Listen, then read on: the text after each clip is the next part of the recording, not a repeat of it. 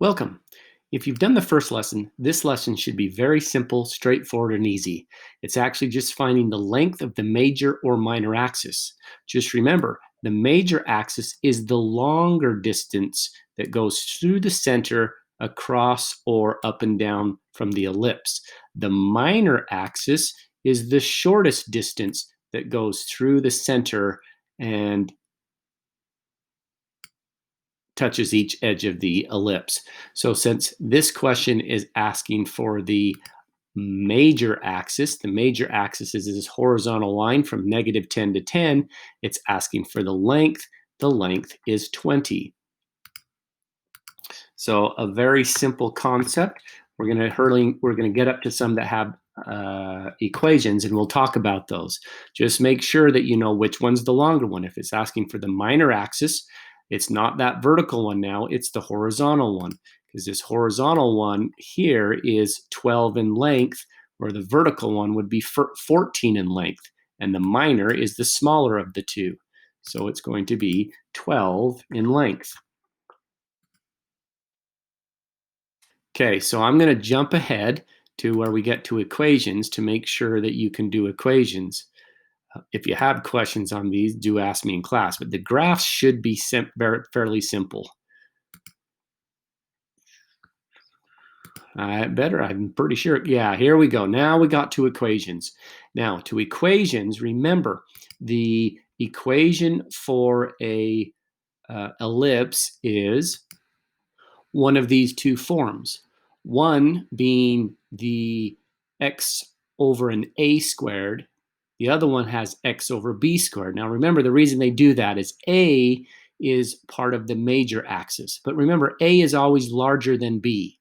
So when we look at this equation up here, and it's asking for the major axis, ignore the smaller number and go to this larger number, 49.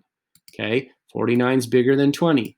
Now what you're going to do, though, got to be careful. We got to square root 49 to find the length of A. So we square root the 49. That gives us 7, but 7 is only half of the length of the major axis. So I actually have to double 7, and the major axis length would be 14.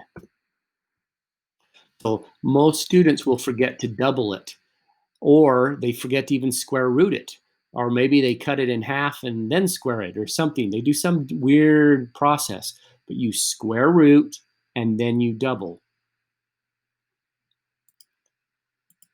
And if it's the major axis they're looking for, then you do the larger of the two numbers. If it's the minor axis, this one's asking for the minor axis, you take the smaller of the two numbers, which is 4, you square root that, that's 2, and then you double 2, and it makes the minor axis 4 in length, because that asks for the minor axis. Again, minor axis, I take the smaller of the two numbers, which is 16. I square root the 16, that gives me 4, and then I double 4, gives me a minor axis length of 8. It's asking for the major axis. The major axis is the larger of the two numbers underneath. I'm going to take the 100, I'm going to square root the 100, that's 10, and I'm going to double 10, and that's 20. It's not a very difficult process. You just got to remember which one you're asking for. Major, larger number. Square root it, that's 4. Double that, that's 8. Major axis is 8 in length. So, and it shouldn't get any harder than that. I think they're going to get to some that minor axis, so that's going to be the 4, which we can square root.